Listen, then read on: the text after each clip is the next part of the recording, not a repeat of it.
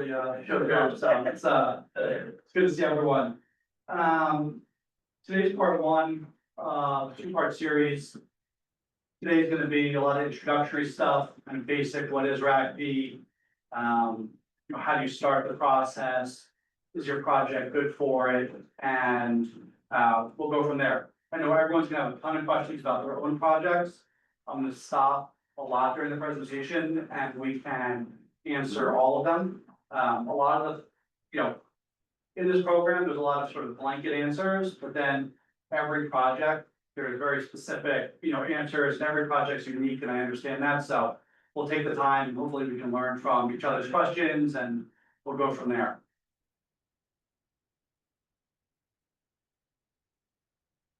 And start out with thank Senator Street's office. Senator Street's a champion of Philadelphia and RACP particularly. It drives a lot of growth in Philadelphia through the program. So with his office support, we do this. I know a lot of you have come out through his office, so thanks for being here. And a little bit about myself. So I'm the vice president of Conduit Finance at PIDC. Conduit Finance is a lot of the grants and other programs that aren't necessarily things that originate here. They flow from the state or they flow from private or from federal or a private fund through us back to the private market. So that's what Conduit does. My experience, I've been at PIDC for about 8 years, working, focusing mainly on the RACP program. Before PIDC, I was working on the RACP program for 4 years as a consultant for the state of Pennsylvania, working on all these projects, mostly in the eastern half of the state. So outside of Philadelphia, seeing a lot of different types of projects. And so a lot of acronyms today. So what is PIDC? The office you're in today. What is PAID? What is RACP? And then we'll get into the fun stuff of what RACP do. So PIDC is Philadelphia's public-private economic development corporation. Our main goal and mission is to spur and spark development, support job growth, and foster development, that create jobs, revitalize neighborhoods, commercial corridors, and really, promote the city as a whole. This program is great. We touch, every part of the city, and it is a statewide program, so it really does go to every corner of the state. But our mission here at PIDC is to focus on Philadelphia. Our mission is, again, to spur this investment, support businesses to create jobs, and just to make Philadelphia a more economically viable place for everybody, and every neighborhood.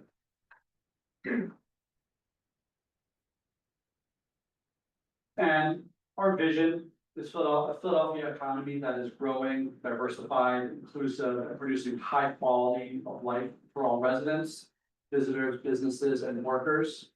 This program does all of that, and it's a really great thing. Okay, and now we'll start to get to the weeds of RACP. So PIDC has a number of umbrella organizations. The way that the funds flow through the Conduit, department at PIDC is through PAID, which is a municipal authority. So PAID is the Philadelphia Authority for Industrial Development. A lot of the economic development legislation at the state level requires a local municipal authority. Philadelphia, we are that economic municipal authority where these funds can facilitate. So I'm an employee of PIDC. Most of my work is done in PAID, but PAID's really an organization that's on paper only. But you'll see that name referenced and hear it a lot. But just know that it's really the same as PIDC.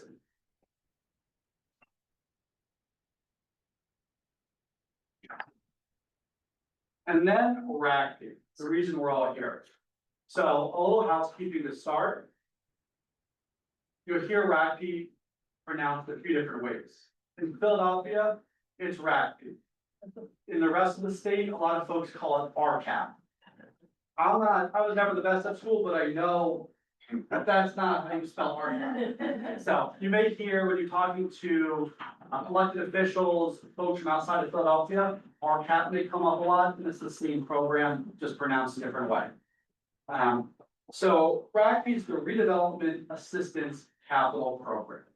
It's the largest economic development program the Commonwealth of Pennsylvania offers. We're talking hundreds of $1 millions a year that are distributed throughout the state to projects like everyone here. The program is run at the discretion of the governor.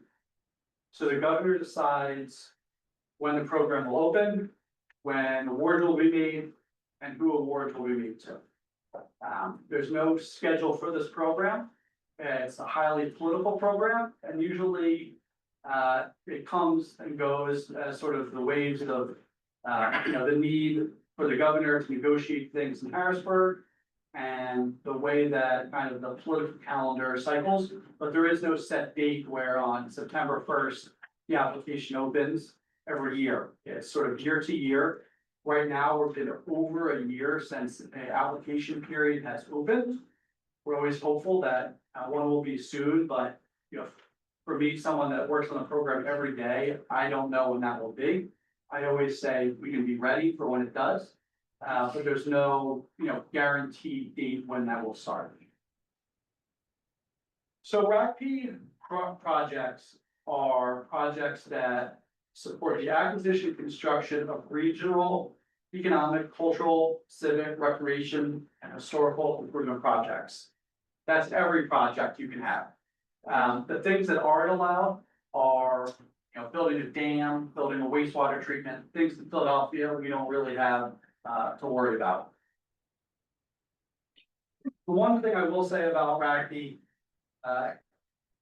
that a lot of people ask questions about is housing. Market rate housing is usually a no-go in RACP. Affordable housing, we usually can make it work. We can make commercial condos below housing work, but 100% for-profit housing development, this isn't the program for you. So what is a RACP project? A RACP project is a minimum of $1 million. The typical minimum award is $500,000. It is then matched by another $500,000 of funding to create a $1 million project. We'll get into all the details about matching and RACP later, but the RACP program likes to think it's the most important program in the room. So it should not have any other state funding tied to it. There could be other federal funds, local funds, but other state funds, it's not a good mix for that kind of capital stack. The matching funds I spoke about can be a mix of private funds, cash in the bank, people always love that. Federal grants, city grants, certain types of financing. There's a whole mix of things. We can talk about everyone's individual projects. But the matching funds are a requirement. There's some creative ways we can lower that requirement on your project. But generally speaking, to start, it's $1 of RACP, $1 of match funds for a $2 project. The big ticket compliance items in RACP are prevailing wage, the Pennsylvania prevailing wage rate. It's similar to the Philadelphia union wage rates, but it's not the same thing. There's a couple wage rates that are, pennies off, but when your project's being reviewed, they will catch that you're not using Pennsylvania prevailing wage rate. So that is, something to consider. From an open shop project to a Pennsylvania prevailing wage project, it could be about a 30% price increase. Pennsylvania Steel Procurement Act is basically a U.S. steel requirement. There's, I'm not going to get too much into details of that, other than it's a U.S. steel requirement for steel and aluminum products in your project. Public work bond law, payment of performance bonds, is kind of an optional item now. It is part of the legislation, but there's ways around it. Payment of performance bonds have become very expensive in the market recently, like all other types of insurance. So, by the letter of the law, payment and performance bonds are required for your project, but we can talk about later that there's ways to get around that requirement. And then insurance requirements, you're not gonna hire a contractor for a $10 million project without having basic general insurance. So that's a requirement of the program, and having the Commonwealth of Pennsylvania listed as an additional insured by your contractor is the actual requirement. I'll stop there for any questions. That was a lot of information, kind of like what the program is and what types of projects could work. So yeah. Matching funds, what about the value of the property, they useful match for funds? Yes, so using your land value as match is something that in Philadelphia, we use on a majority of our projects. What they look for is, as is pre-improvement appraised value of the property. So you may have paid X dollars for it, and you have a, closing sheet saying, I paid this. That's not what they're looking for. They're looking for an appraisal, and as is appraisal. And that money can be used as your matching funds. It's a way to maximize your RACP dollar and minimize your out-of-pocket expense. So you have a $500,000 project to start. You have a $500,000 RACP grant. And then traditionally, you would need $500,000 of other funds, other match. But you can use that appraised value as your match and maximize your RACP dollars. That appraised value, that's the city's appraised value that did it. It's a third party appraisal. City's appraisal don't work. No, they don't take the BRT values. You need a certified appraisal for it. That's the first head scratcher today, but it's not gonna be the last, so don't worry. What about some costs, like if you're at demolition costs that uses towards matching? So RACP is a great program where costs incurred, so there's a date, which we'll get into, it's called the line item itemization date. The line itemization date. That is the legislative start of your project.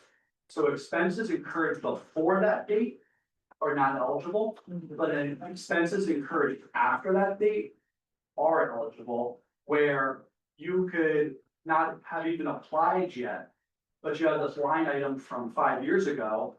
You do the work compliantly, you bid it compliantly, you pay the wages, and yes, you can then go back when you get awarded your grant and get credit for those expenses. And that they have to be done with prevailing wages, even if that was. Correct, yeah. Every construction task has to be done with prevailing wage. And what is the prevailing wage? So prevailing wage is similar to the union rates in Philadelphia. There is a department in Harrisburg, the Department of Labor and Industry, and they set these wages. They change every May. They'll, the wage rates increase every May. And so you register your project with this department. It's a website, it's a fairly easy process. You just give your address and the scope of your project, and they'll provide you with the wage rate. And you provide that wage rate determination to your contractor.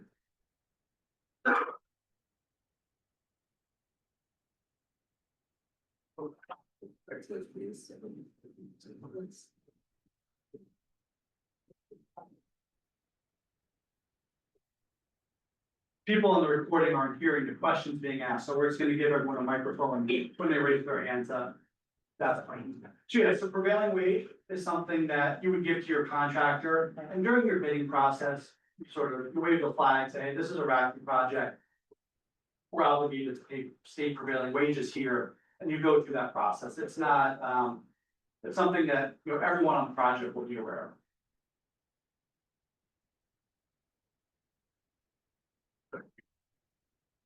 You talked about the cost that was incurred before you, what do you call it, eligible? The line of, yes. So line. So if you had a demolition form a year ago. How do you ask your demo guy, can you pay? Union wages or something, how that work? Yeah, so it would be, doing it retroactively like that is difficult, and for a demolition cost, it may not be worth the effort. But, So what, say they did, they broke that. so doing it retroactively, like you're proposing, is sometimes difficult. But yeah, you would ask your contractor the wage rates they paid. And if they were bid RACP compliant, which we'll get into, then they would be eligible to use that expense. But it's much easier to start your project fresh, you know. Today, we've been awarded RACP from the beginning of the development process. We're gonna do a RACP project and then start your process like that. Going back, you know, for, a couple tens of thousands of dollars of expense may not be worth it in the big picture of $1 million project. To get reimbursed, it's gonna be, a difficult task for you. Well, the demo cost, if they go to $100,000. Yeah, so you gotta do the math to see if it's worth it. And then that cost can be used as the matching funds. Yeah, it could be used as a matching funds or reimbursable costs. Okay, thank you. Right. So yeah, the question is, when the state allocates the funds that they were gonna have for RACP, like for the whole state, like, is this like legislative, like once a year, or is like every year, or is just the government, how does that money, how the money goes from the state to the RACP projects? Yeah, so it gets awarded, typically it's yearly, but like I said, it's been over a year since an application's been accepted.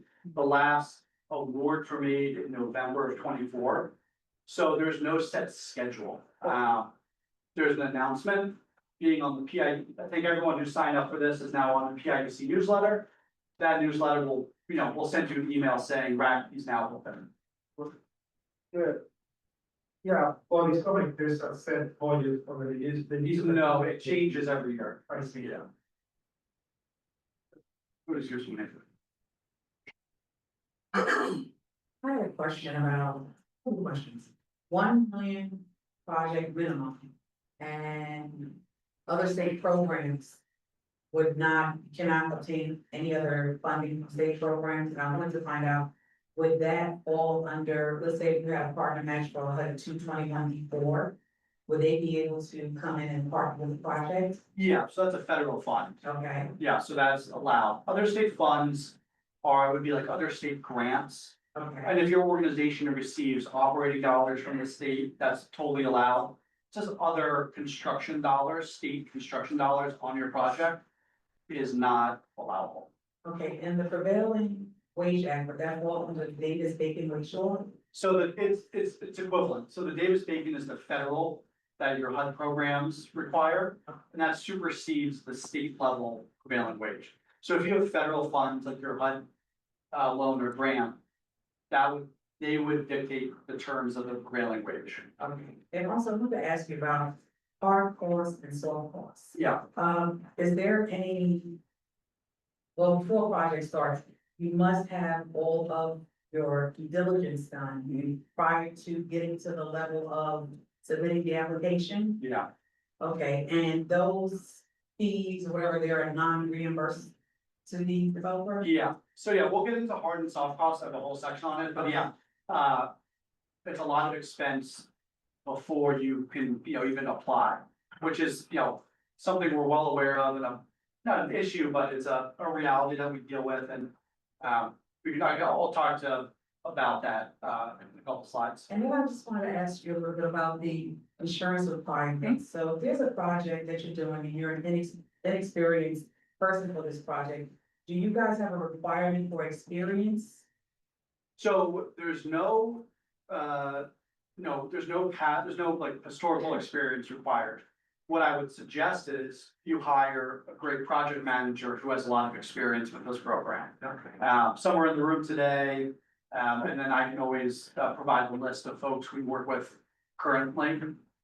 So yeah, you're no experience required, but RACP is complicated, so hiring someone will, help you greatly in the ease of the process.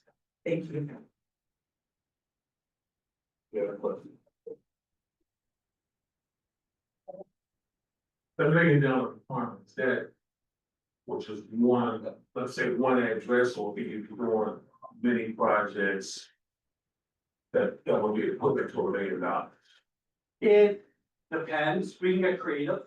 So if you have a few going on at the same time that total $1 million, yeah, we'll get you there, but typically it's one address or one contract or a group of contracts that total $1 million. When you say one contract, Construction contract. but you be clear with saying that I have a couple properties that are under that contract. Correct. And the definition of a contract would be what the, Just the contract with your construction firm that's doing the work. okay. Well, Where's some in the back? Just trying to clarify around the state funds. Yeah, If you have enough matching, like if you have another state fund grant, but it's not included in the match. yeah. Is that still not allowed? It is definitely a gray area, so we can talk about it, offline, about your project, but what typically happens is we'll show it coming into your project and the same amount will be deducted. There's more construction-based state grants going around these days than there were in the past, so the letter of the law of the program hasn't changed, but the state and the consultants around it have been a little more creative with allowing for those funds, but we try to keep it as separate as possible. So if you're applying for a RACP grant and another state grant, I would say your RACP scope of work is separate, is the core and shell, and your state grant, your other state grant is the fit out of the space.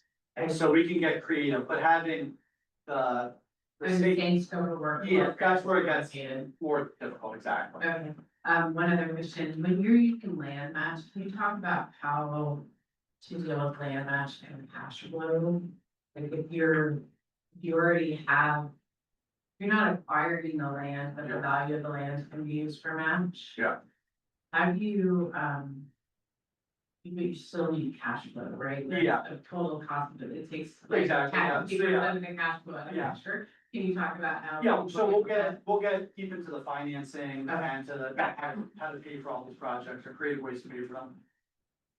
Okay. Yes, if you do an affordable house, look at the AMI, and can it be, it's, info, or is it straight, AMI, like 40%, 60%? Yeah, so there's no AMI requirement. There are some loopholes in the program to allow for general affordable housing, so.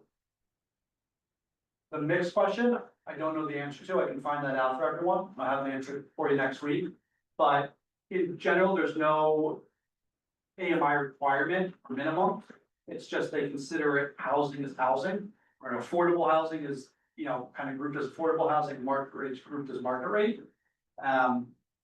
So we can talk about sort of the numbers of your project specifically offline again, and I'll have an answer about the mix used for next week. Once your project is awarded, how long does it usually take to be reimbursed? That is a great question. So. RACP, here's the good news and the bad news. RACP is a grant program. It is, free money. This program pumps, say call it around $100 million annually just in Philadelphia.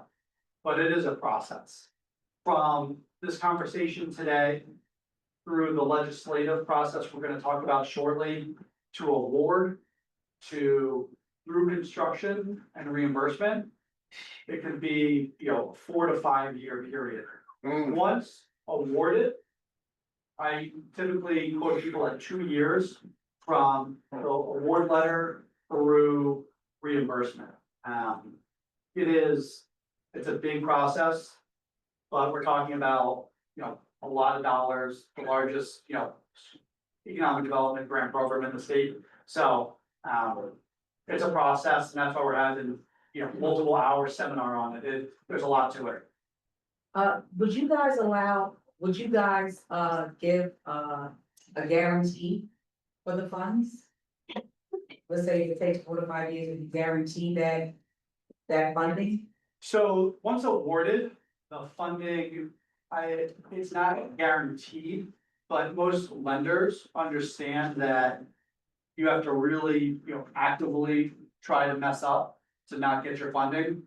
In my 7 years at PIDC, we're betting 100,000% here. Everyone awarded who goes through the process gets their money. It's just a matter of time and the process that it takes. So there's no, quote unquote guarantee, there's no letter of guarantee, but there is an award letter, and then there's a grant agreement that comes, which is your legal contract with the state that says, this is your $1 million grant. Is there any restrictions from borrowing against that letter of award? No, so we'll talk about that later today and next week especially, but yeah, borrowing, using your grant agreement or grant award as collateral for a loan is highly common. All right, one more. Well, simple, Yeah. as long as it's gonna be captured on this stuff that's on the board, do you have some kind of emails or something? Yeah, Instead of just doing all this. Yeah, we'll get you everything.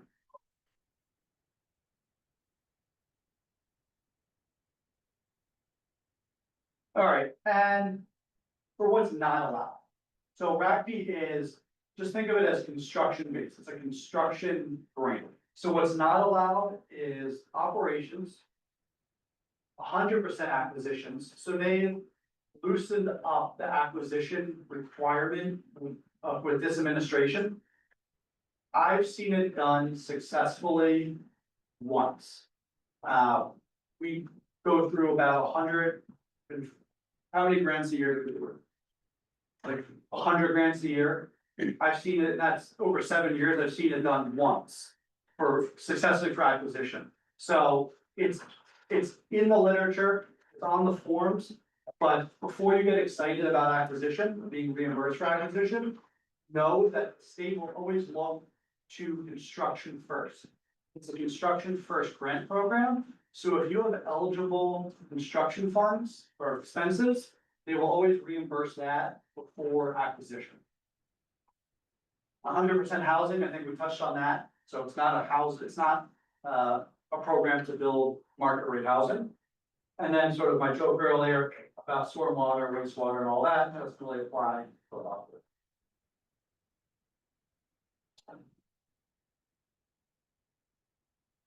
So we talk about the RACP costs and the match costs. So the RACP costs are the reimbursable costs. Those costs are construction. That's number one, that's what they'll always turn to. Acquisition, which is the rule for acquisition is 30% of your grant amount can be used for acquisition. That's the maximum. Construction permits, so kind of a smaller cost, but something that's, if you need the extra funds, your construction costs do not cover it, you can use construction permits. Interest during financing, it's another one that looks really good on paper, but is rarely used. Because this grant takes so long to get reimbursed, oftentimes people have loans against the grant agreement that accrue interest. It is an allowable cost, but they're gonna look for construction first, something I've only used a handful of times. And I don't know if there's any manufacturers or sort of larger companies here, but equipment used to be a no-go for reimbursement in the RACP program. But again, this administration has set a new rule, up to 30% of your grant amount for fixed equipment. This is equipment like cranes in a shipyard or wind turbines, large scale equipment that's fixed to the manufacturing facility. It's not for computers or furniture, but for, large scale equipment.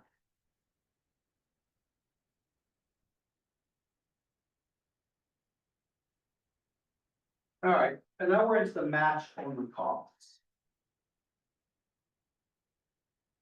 So the match on costs are architectural, design, engineering. All of these projects are gonna have expenses in those categories. So, there's no bidding requirement in RACP for those expenses. What they look for is just invoices and cancel checks to show you paid for it, and that counts towards your matching funds. Project management fees, so if you hire a project manager, which is, I would say about 50% of the folks hire a separate RACP project manager. It's helpful for smaller organizations who don't have the capacity or the knowledge in-house to do a construction project or do a complex grant program. The land building value, something we spoke about, but again, they can take the as-is appraised value of your property and building, and that will knock out as much, of the matching requirement as possible. We use that a lot, and that's, a really helpful tool in the program. Legal expenses, again, same with A&E expenses, invoices, you cancel checks to prove that you paid it, and now it goes to the total.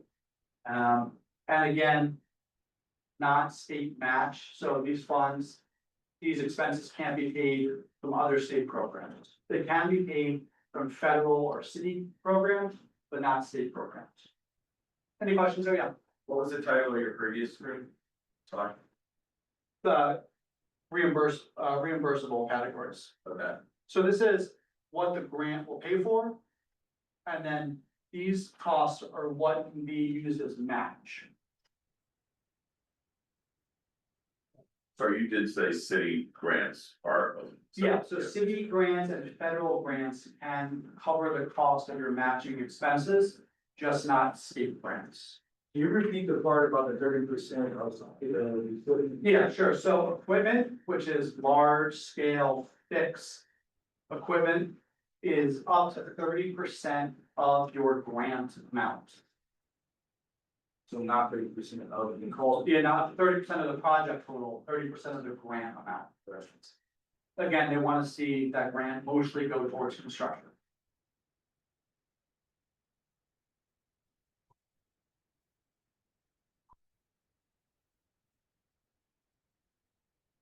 On the match portion, we're talking about building. There needs to be a third party project manager for getting in-house salary dollars.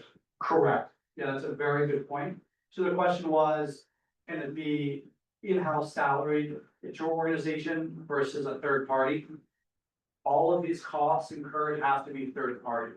So the architect's engineering fees, if you have, at a large organization, you have someone in-house that can do that, that's not gonna be an eligible match. Same with project management, it has to be a third party. So all of the fees, both on the construction side and on the match side, have to be third party invoice and paid for.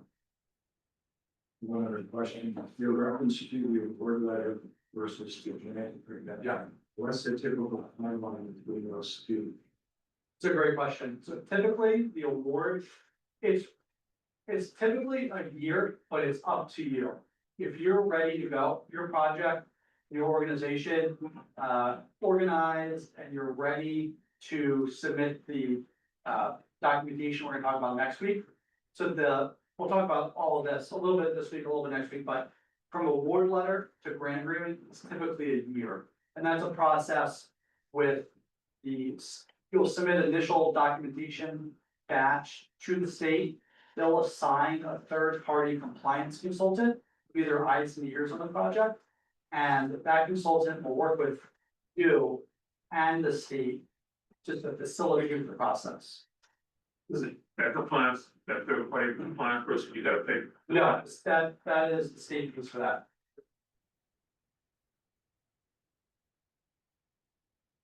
Hey, I have a question, I think that's on you. What if you already own the building outright? Yeah, that is great. If you own the building, again, you can just use the appraised value. So there's no requirement, there's no deduction for if you have a mortgage on the property. Or you Yeah, so if you don't own it out, if you own it outright, that's fine. If you have a mortgage on the property, also good. The question about leasing always comes up. The requirement for RACP for leasing is a 20-year lease. So if you have a 20-year lease from your landlord, you can get permission, a letter from your landlord to use the land value of that leased property as well. So you don't need to own the property, you can lease the property with permission of your landlord to use it.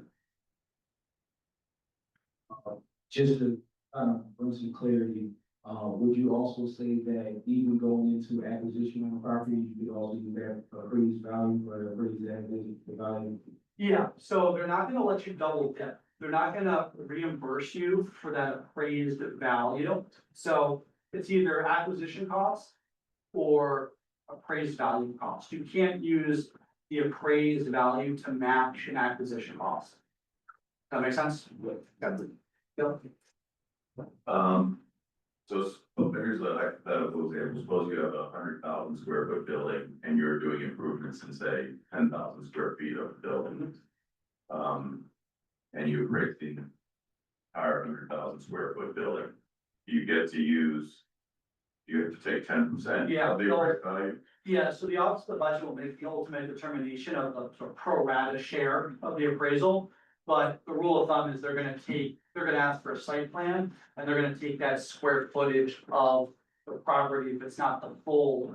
If you're building a building on the full property, and they're not gonna, take out the lot lines to the building, that's not what they're looking for. But if you're in a, big building and you're doing a small part of it, then they will start deducting unused area. But they will let you use that value. You have that appraisal for your 100,000 square foot building. They'll have a $10 million valuation. They'll let you keep the other 9 million in your pocket for a later project as that theoretical appraised value. So theoretically, you can have, to start this off, you had $500,000 worth of appraised value and across multiple addresses. You can start the process of trying to get the grant. Exactly. You would have the matching funds required to hit $1 million. Say you had $500,000 of work and $500,000 of appraised value. That gets you to $1 million. And that's an eligible project. Okay. Yeah, I was talking about the third party. If the president of the organization that is seeking for the grant is an owner of construction company, and he uses our company to project. That's a great question. Did everyone hear that full thing? And the mic dropped out a little bit. So if you were a construction company, can you use your own labor, your own labor to do the work? And the answer is maybe. So another gray area in RACP, there's rules about it. You would still have to bid the work. We'll get into bidding in a little bit, but you'd still have to bid the construction work, but you could be one of the bidders. There's on the RACP website, which is a good resource. There's a lot of information on there. It's dense, but the FAQ section does have a lot of good types of those questions and then the instructions how to do it correctly. But if awarded, and that was an issue with your project, Luke, who's my colleague, or I would help you through that process. That's, one of the things that our service of what we do is we guide you through this process. You're not alone during application or award or really from this first meeting on. So we help you with that. That's a very technical, granular issue, but there's, you're not the first one that has done that or asked that question.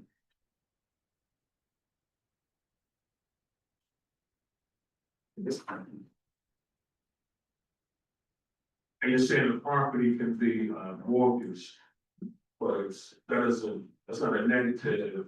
Correct. They don't, deduct that mortgage value out of it. Okay, thanks. All right, let's get kind of into the process. So RACP is a legislative program. The first step, sort of what I call your ticket to the dance, is a legislative line item. The legislative line item is contained in the Pennsylvania capital budget. It's a budget with, it's kind of like monopoly money. It's billions and billions of dollars of requests, purely requests. It's not, it does not guarantee your project to be awarded, doesn't guarantee your project to happen. All it is you've gone to your state senator, state representative, said, hey, my organization's thinking about a project in a couple of years. Will you please put a line item in the budget for my organization? Or I'm a private developer, can you put it in? These line items are, some of them are very specific for ABC organization, some of them are broad for economic development projects in Philadelphia. So on the RACP website, there's a list of all of them. It's an Excel doc with thousands of lines. And every few years, the capital budget opens. There's a bill in Harrisburg that says they're taking new additions to the capital budget. Right now, it's one of those times. So it's very good timing for the seminar where this project is political. You need the support of your state senators and state reps. So if you don't know who they are, look them up. There's a good website, Find My Legislator. You can see who they are, request a meeting with them, talk to them about your project. And the request and the goal of that meeting is to get a line item in the capital budget. The line item, again, it's not a promise, not a guarantee that your project will get funded. It's to get on the radar, it's to get, start the conversation that, we need $1 million for our organization to do this project. The line items last for 10 years. So you don't want to have to go back every year and ask for a line item. Ask for a $5 million line item. Ask for a $10 million line item if your project is big enough, or if you foresee having multiple projects in that time period. It's always easier to ask once than to go back and ask. Again, they're not guarantees. It's simply, we're in the line, we have a line item, we're now eligible to apply. PIDC and PAID, we have our own line items. So if your project is unable to obtain a line item, we can provide one for you as a placeholder until you've gone out and done your process with your local legislator, and then we can switch it upon award if needed. So don't think because you don't have a line item that you're not able to apply to this program. Most of the people who apply, they don't have a line item. They simply use a generic line item like one provided by PIDC, and then they'll switch it out later. What a big no-no in the project is to steal someone else's line item. So if there's, redevelopment of, an address in Philadelphia and, or like even the area, sort of like, there's, some of them are broad Philadelphia, some of them are neighborhood based, some of them are site based. Having a site based one, doesn't give you much flexibility. So you want it to be worded creatively enough where it gives you flexibility, but doesn't limit you to one site. But again, what I was sort of saying is to take someone else and if when you read it, it's for another project, leave that one alone. We'll provide you one for Philadelphia and we'll get you there. No need to take someone else's line item. And you'll read through the capital item. You can read through it on the RACP website and get a feel for the language. They're all generic. They're all economic development project in, West Philadelphia or, Children's Hospital renovation, something like that. So you'll see the broadness that you want to give your project flexibility in the future. I'll stop there because I'm sure there's a lot of questions about these line items. No? All right. I'm sorry, but the question is not project. Two questions. The first one is, can the organization apply to the project at the same time? That's the first question. Yeah, so, it's a political program. People like to spread the money around. It's certainly allowable and doable to ask for 2 awards at the same time. But in reality, in practice, it doesn't often happen. That they wanna see, your best effort and your biggest project instead of giving you multiple awards to do things at the same time. So the answer is yes, you can, but in reality, it doesn't happen that way. The minimum is 1 million project. Correct. Is to have maximum. No, I mean, you look around the skyline or the stadium in Philadelphia, every project, that you look around, it's got a variety. So we deal with projects that are art galleries that are, less than 500,000. The minimum really is $500,000 award, but some folks get awarded less, like we actively doing a $250,000 grant for, small nonprofit, or we're doing a $15 million grant for the new museum they're building on the Parkway. So this money goes to everybody, and don't think your organization is too small or insignificant to get this money, because it's not. It really goes to every type of business in Philadelphia. And that's really a great part of my job, like working with, every type of business. It's great, we're working, you can go up from the Comcast Center down to a nonprofit that you never heard of, and it's like, that's the beauty of it. And that's really the mission of PIDC. It goes back to like every corner, every opportunity of the city. It's really awesome. Just a line of question. Yeah. So if there are expenses that, a user or, effective user is incurring now, that it wants to consider either as match or even potentially reimbursable expenses at some point. Can you explain again, what is the relationship between when those, as long as you're in compliance with how you spend that money?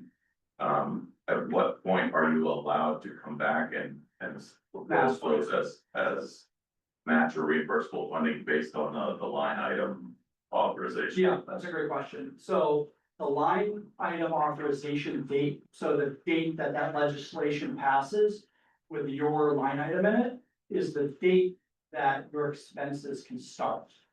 You can incur the costs before that date, but they're not eligible to be on your RACP project. So try to say that again in a different way. Right now, this bill is going around Harrisburg, it's gonna be passed, this is not real, let's say, it's gonna be passed on August 1st. If you have a project with a line item in that bill from August 1st, no expenses before August 1st are eligible for your project, for your RACP project. Anything after is fine. And that's why these line items last for 10 years. So very rarely do we run into issues like this. And if you did run into an issue like this, we have other line items where we can switch it out for you and we can get creative. So I wouldn't stress about line items or the authorization date, but it's good to know no work before your line item authorization date. And the follow-up on that.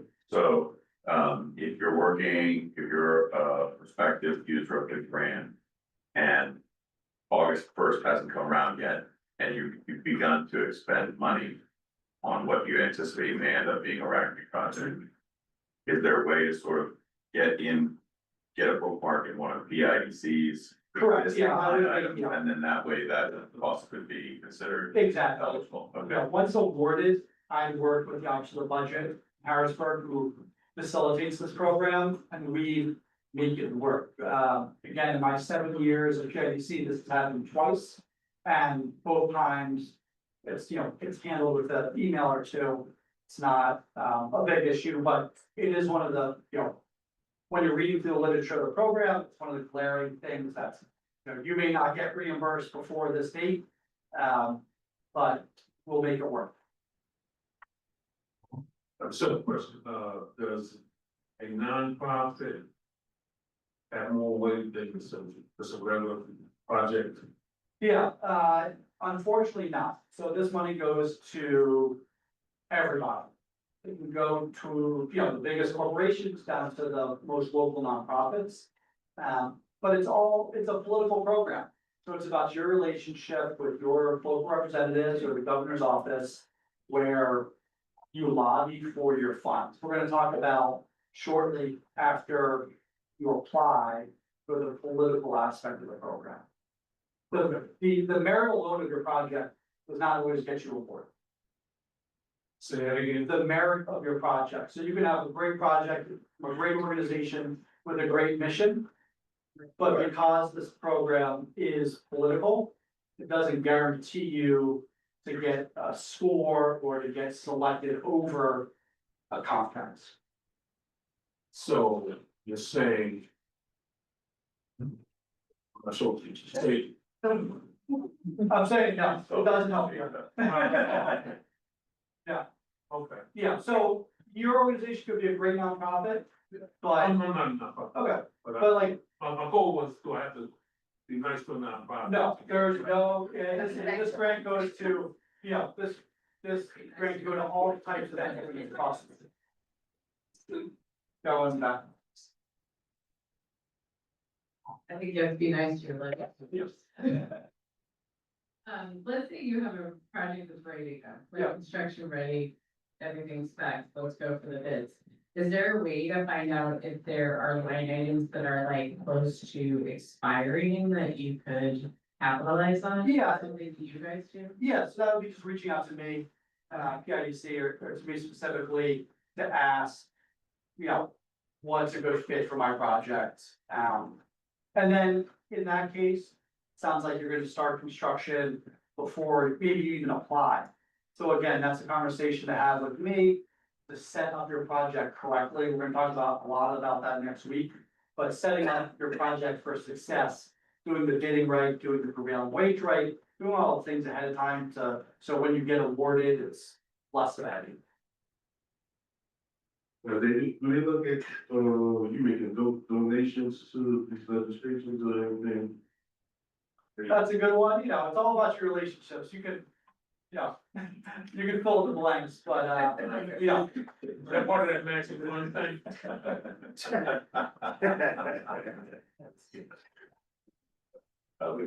Alright, alright, so line items, everyone gets that, that's kind of like your initial first ticket into this program. If you don't have one, talk to your legislator about getting one. If you miss the deadline or bill is not available because it can't be years between these bills, talk to me, we'll make it happen for you and nothing to really stress about, but you're gonna hear that a lot in the RACP process when you're talking about the programs. All right, we're gonna talk about some terms. Okay, so we talked about hard costs, that's your construction costs, there's nothing really else there. That's your hard construction numbers. If you're looking at a construction contract, it's not the fees, it's not the overhead, it's not insurance costs, it is the line items in your continuation sheet, your schedule of values that are construction based. That's what's getting reimbursed. Soft costs are really everything else. They're the fees to the contractor, they're your A&E costs, they're your architect, they're your project management, so we talked about that. And then we're getting some RACP oriented language here. So, grantee. Paid is the grantee. The state awards paid the grant. The organizations applying are the sub-grantee. The sub-grantee is you, and then we would sub-grant that award to you. For all intents and purposes, it's your award. We don't want it, we want you to have it, but sort of the technicalities of how it flows and works is a grant agreement says it's to pay for your project, and then that accompanies with a sub-grant that we create, send to you, that says it's really your money. Let's talk about paid a little bit, what we do. So. As if you haven't picked up already, the RACP process is complicated, it takes a long time, so we're here to help you through that process. From this initial seminar, through application, award, reimbursement, there's a lot of tasks that the state requires us to do. The line item, that's on you. The actual applying for the grant is something you do directly through the grants.pa website. So the application itself, we'll talk about it in a little bit. The application is really something that you do directly with the state. You'll need information from the grantee and from your line item to apply. We'll provide that to you. But during that application process, we're here to answer questions. We're required to sign a few documents for you. So we're really involved in the process, even though you're hitting send button at the end of the day. During the award, what we do is we accept the awards on your behalf. If you get awarded and your project's not ready to start, we'll get extensions to your deadlines, which we'll talk about.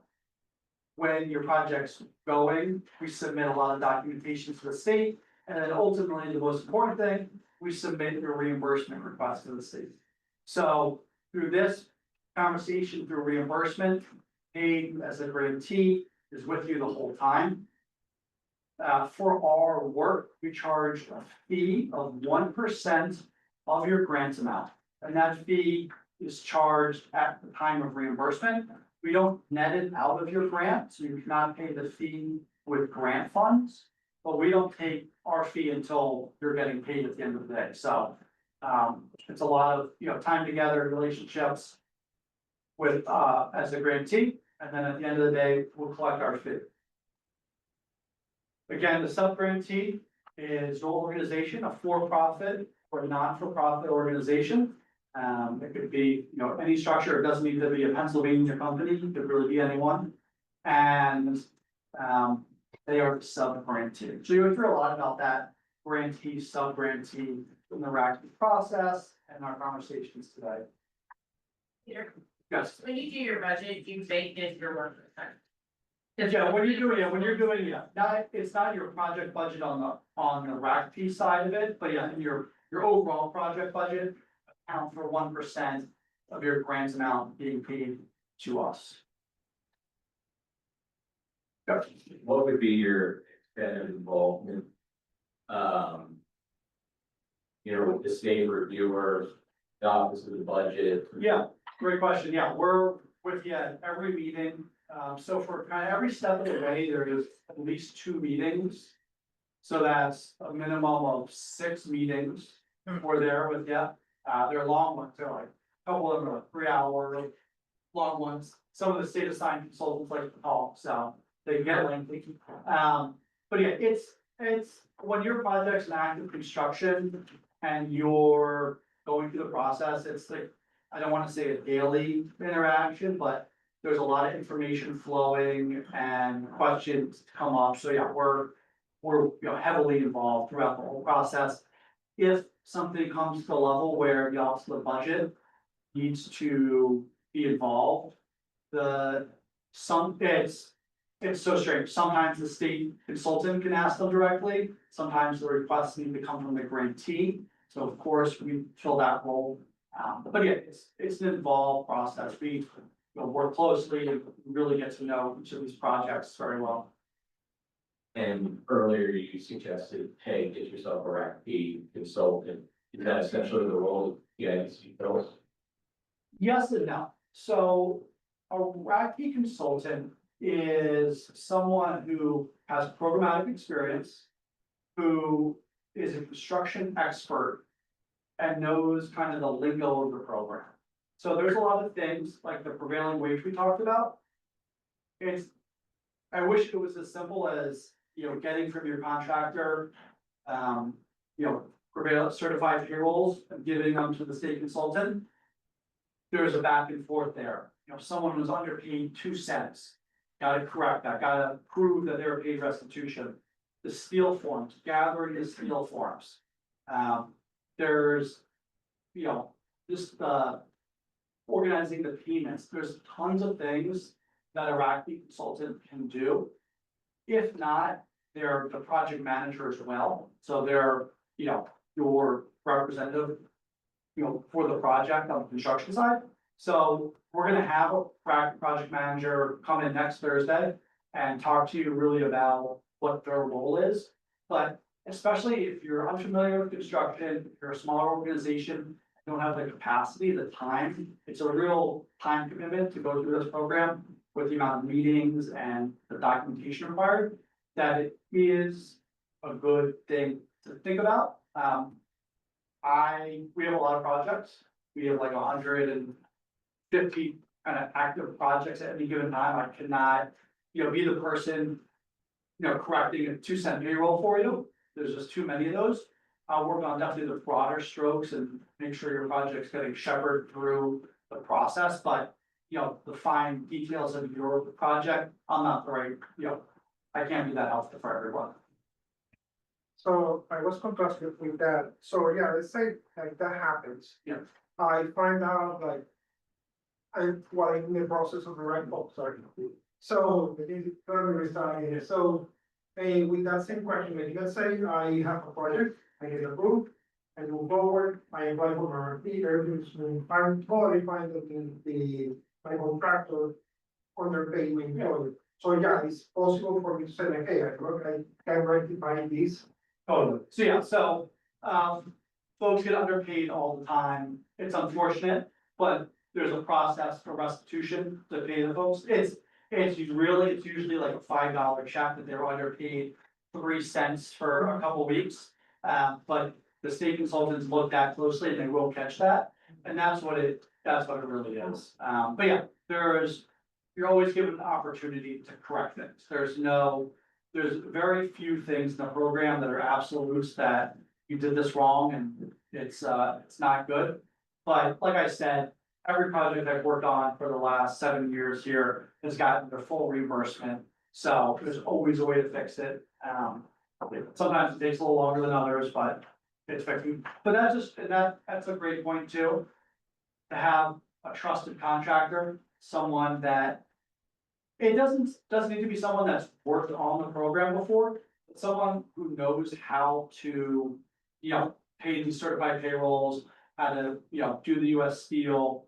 That is really important for the contractor to have the capacity to produce those documents for you. So do you have a list of people that? You said before you had a list of people. Yeah, so I have a list of RACP consultants that we work with frequently. We do not provide lists of contractors or other professionals that have, you know, we don't promote one or the other. And the list of RACP consultants is just folks, it's such a small market that it's a list of, you know, 5 to 7 firms that we see working a lot. And there's no obligation to work with one of those firms. It's just a suggestion that these are the folks we work with quite a bit. Where's this list at? Where's the list at? Oh, I could, I'll provide it to you. So I'm more so curious about the financing aspect of the reimbursement program. When if the project is broken into phases, will the phases be tranched out by the reimbursement capital program? Yeah, that's a great question. So phasing, there's a few things. In the RACP world, phasing is allowable and the first phase needs to be $1 million typically, so then you're eligible for reimbursement. If the first phase is not $1 million, they'll call it a component and they'll just lump it together until you hit $1 million. But if you have a multi-phase project or a multi-year project under one grant, you can, you know, phase it out where you'll get your grant agreements will be broken out with, you know, X dollars for phase 1 and then, you know, so on. So yeah, we have our records 8 phases, 9 phases. So yeah, it happens. Yes, sir. Two questions over the last time we had. Are there, once you have your grant agreement, are there triggers or milestones you need to meet? And then end date by which the money needs to be spent? Yeah, that's a great question. So, once awarded. You get an award letter. That award letter will have some nasty language in it. They'll say, congrats, you got awarded $1 million. But you have 6 months to complete this or else. So that scares everybody. And the 6 month completion is to complete what they call the program. The project management proposal, the PMP. And that document is just an enhanced application. So the initial application, the program will open on, say September 1st. You submit an application. We'll talk about that in a little bit, but the application, the initial application is project description, a budget, a schedule, pretty, it's easy, it's not an onerous application. Then you get awarded, you have 6 months to submit this document called the PMP. That document is gonna ask for your financing, for your site control, for updated schedules, for bidding, things like that. And if you're not ready in 6 months, you can get an extension. The Office of the Budget has been a little more strict with extensions, wanting more information. But those extensions are usually granted if your project's real. If your project's known to, if you lose site control or something like that, they're gonna take a harder look at it. But with that award letter, you usually get your extensions. Once you submit your PMP, that turns, the state will look at it, assign that consultant, go through the process, and you get your grant agreement. The grant agreement lasts 6 years. So you have 6 years in grant agreement to spend your money. After that, you can get 1 year extensions to your grant agreement. It's, small fraction of projects like that, it's for, a myriad of reasons, but there's timeline. I always say, go at your own project timeline. Whatever your normal development process is, you go on that timeline. And RACP will come in and out and do its thing when you're going on your normal timeline. The milestones you were talking about, when you're getting paid, is my interpretation of that question. So you get to be eligible for reimbursement is, you gotta have a grant agreement. The grant agreement will have special conditions.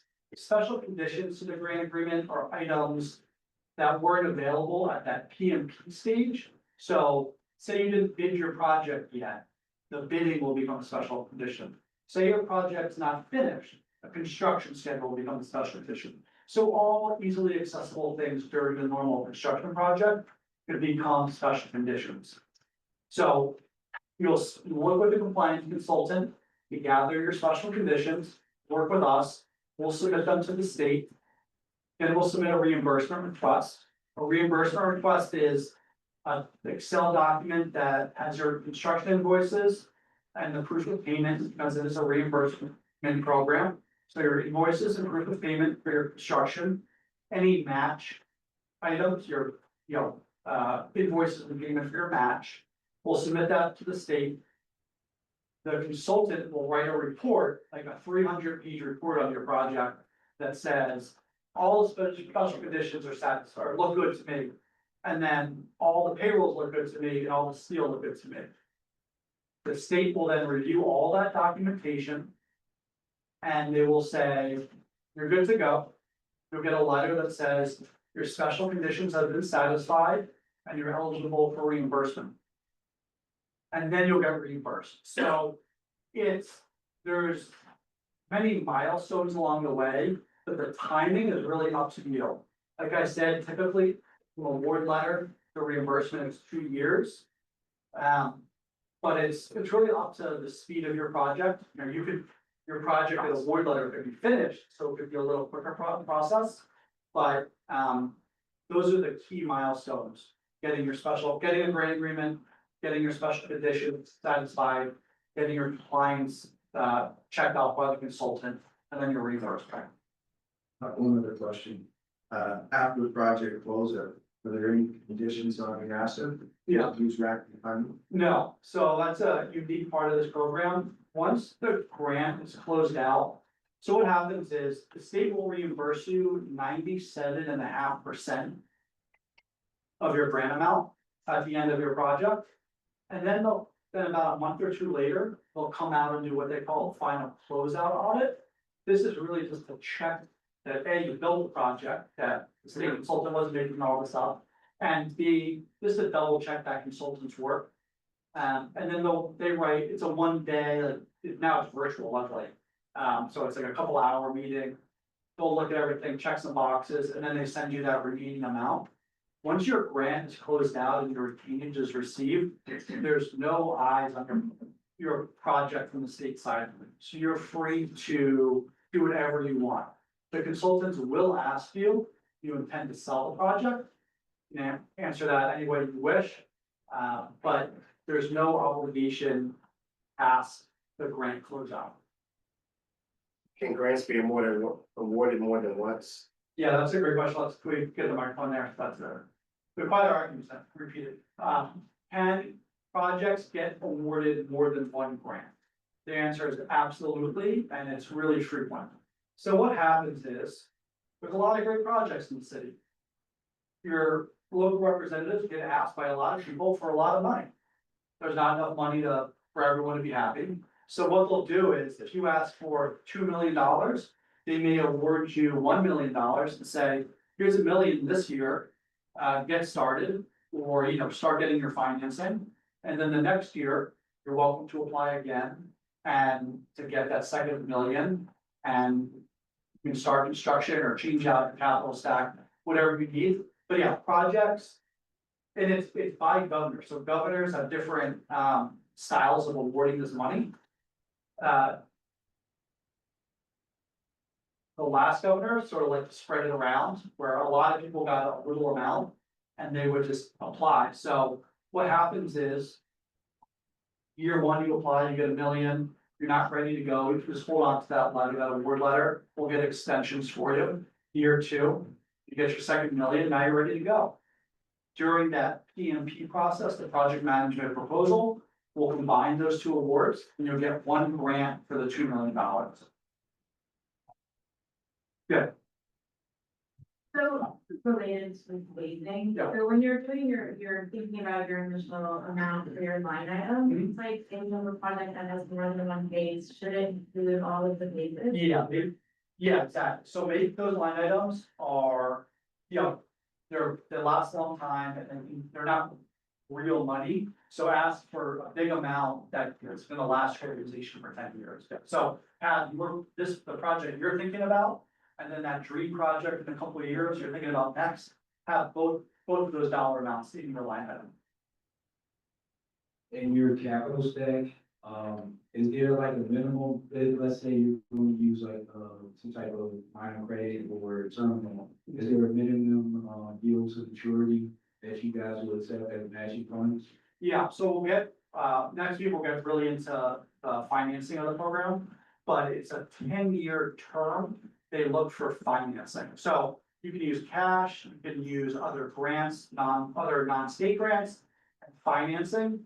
The financing, you have a 10-year term. Yeah. So supposing you have a $5 million project and you got a $1 million RACP grant. And then you're kind of wrapping up, you're actually moving through, you're building your project, it's almost done. At what point are you no longer able to receive, say, a second RACP grant to reimburse you for funds that you'd already spent, or say, your project about to end? Yeah, that's a And great then a question. new grant comes up, can you use that second grant to reimburse you for money that's already been spent? Yeah, and this kind of brings in the political nature of the program. It's a gray area. You certainly can add a second award up to that closeout audit. So your project's been done for 6 months, the RACP process is not finished, and your closeout audit hasn't taken place. You can certainly add that second award to that program. There's a lot of rules to this program if you haven't figured it out by now, but, there's a little bit of common sense where if your project's going on and they haven't awarded any RACP awards for 2 years, and your project's finished, they may look more leniently on you that you applied for this project, it's finished, but you could still get reimbursed based on the finished work. So we could talk about it on a project by project basis, but in general, they are understanding on it. The letter of the law is before the closeout audit. Good.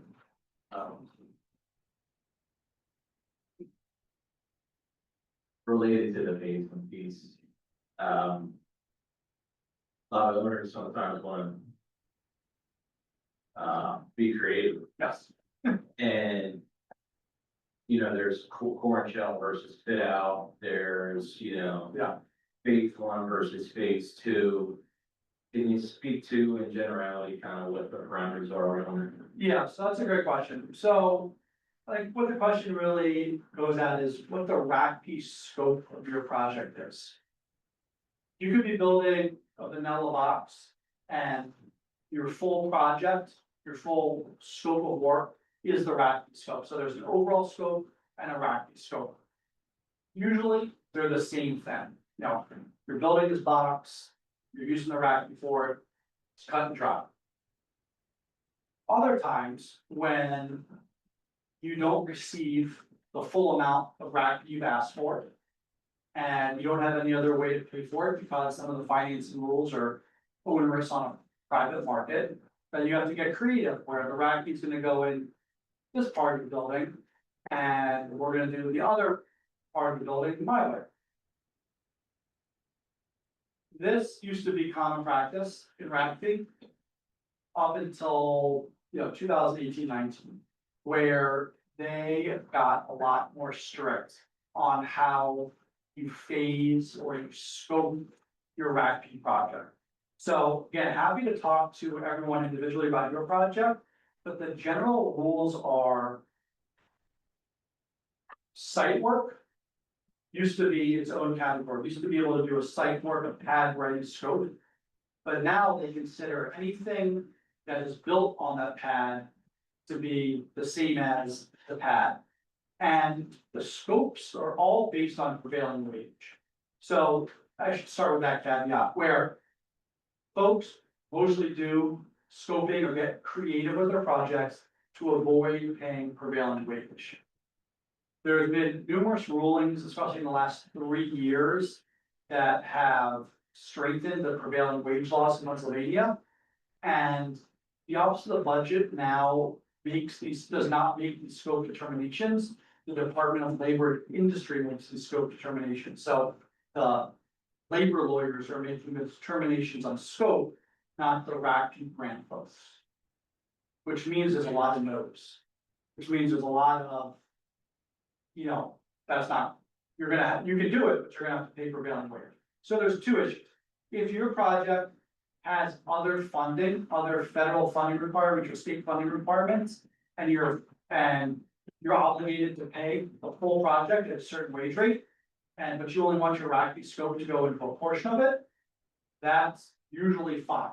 So again, if your full project is a prevailing wage project or a federally funded Davis-Bacon project, you can do that. You can put your RACP into a small section of it.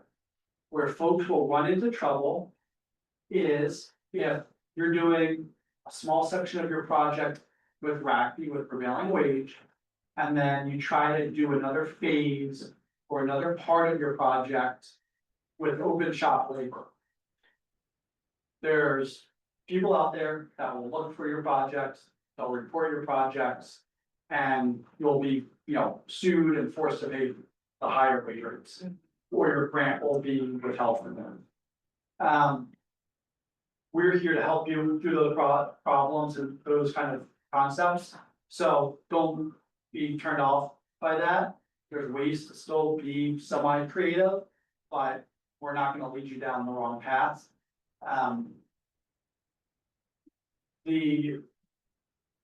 The state will issue letters, which they call demarcation letters, scope demarcation letters. So if you're doing a core and shell project. And you have a contract for that core and shell work. The contractor leaves the job, they've handed over the work to another contractor who's doing the fit out at a different wage rate. I've seen that be allowable. But two different guys next to each other, swinging hammers, being paid different wage rates, but is not allowed. That's the simple term of it, like, that's not gonna be allowable. But there's ways to do it. First of all, it's administrative, it's on paper, so to have separate contracts, separate schedules. There's, we can talk about projects, but in general. Being creative in this way is gonna get you into more trouble than it's gonna save you money.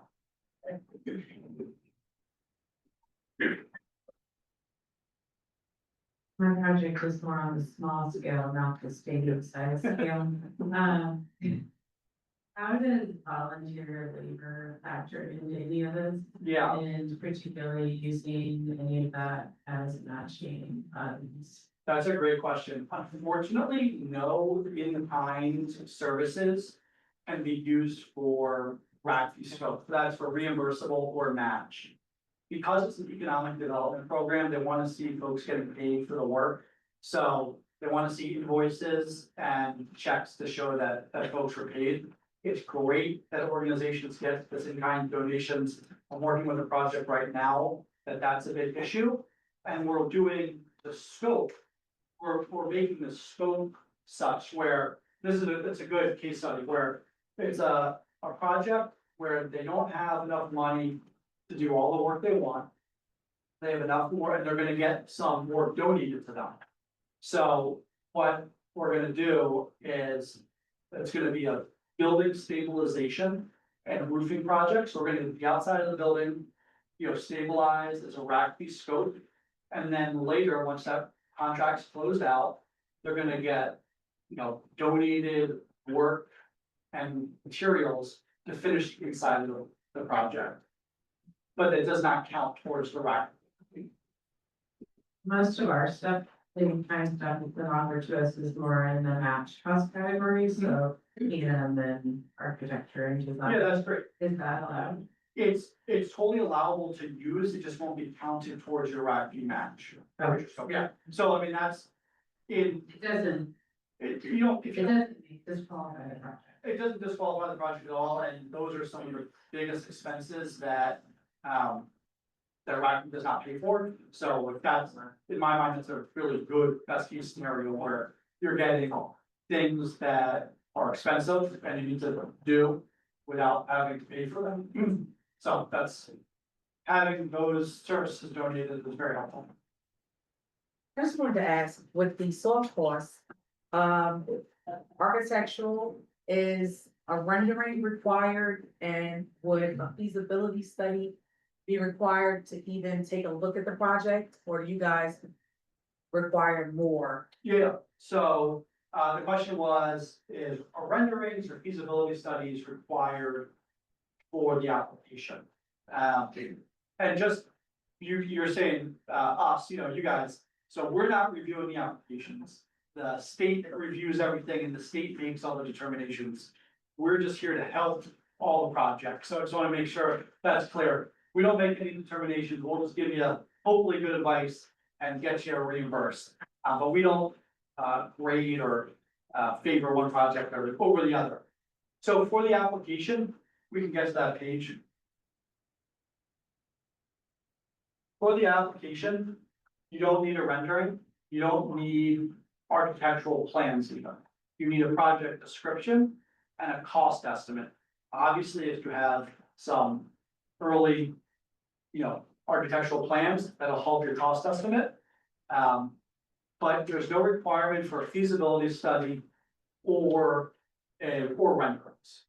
There's not even a place to put renderings in the application. People ask that all the time, and they're very dismayed when I say, it's great you have this beautiful picture, but you can put it somewhere, but they don't ask for it. And I have another question about projects that, have failed. Yeah. Is there anybody that I could possibly speak to find out projects that have failed where they were funded and they never got built? Or are developers allowed to take over those projects? That is a good question. So over the last, lifetime of the RACP program, there's awards that have been made and the projects don't get built. People sometimes develop, so this mostly happens with private developer projects where they're saying, I'm building, a building, or 1, 2, 3, First Street. And it never happens. And then they sell the property to the next developer for 1, 2, 3 First Street. And that developer, the first developer says, hey, I got awarded a RAP. You can just have it as part of this transaction. That is something that, a slippery slope, something that the Office of the Budget has been clamping down on recently. And something on the political side where that can help you.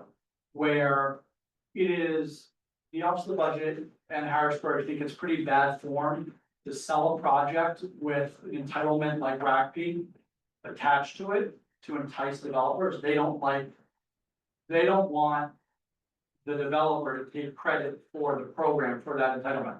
It's the governor's program. They want the credit and they want to make the decision who gets the funds.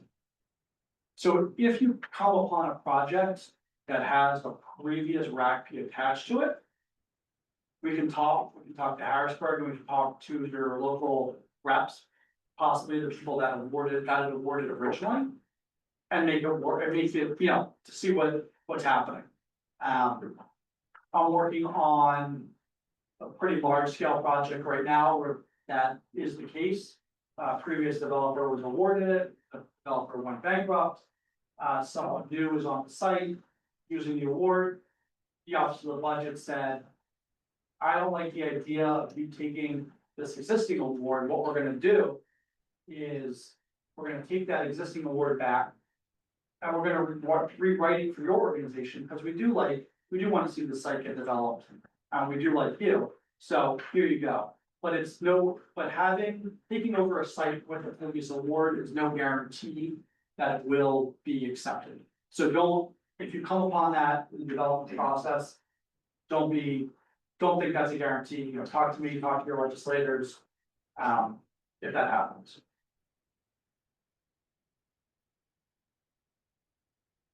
Since you brought the union application. Yeah.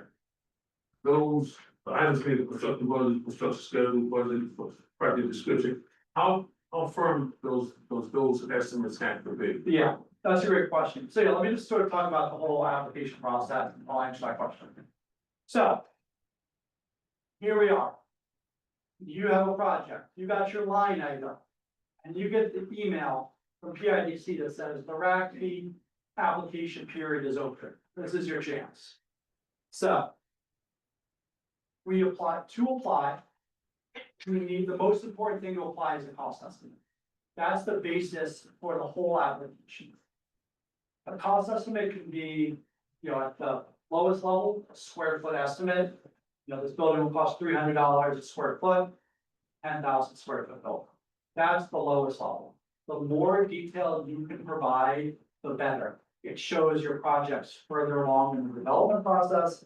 It shows you've put the time and effort and care into this project. You really are thinking, it's a real project. It's going to move forward. Off of your construction estimate, those numbers. We're going to talk about financing, how to pay for it. So off the construction estimate, all those numbers go into the financing. Here's the estimate, here's the number. This is how I'm going to pay for it. And then the project description narrative. This is the estimate of our project, and then just sort of the narrative of this is what it is, and this is what we're going to do.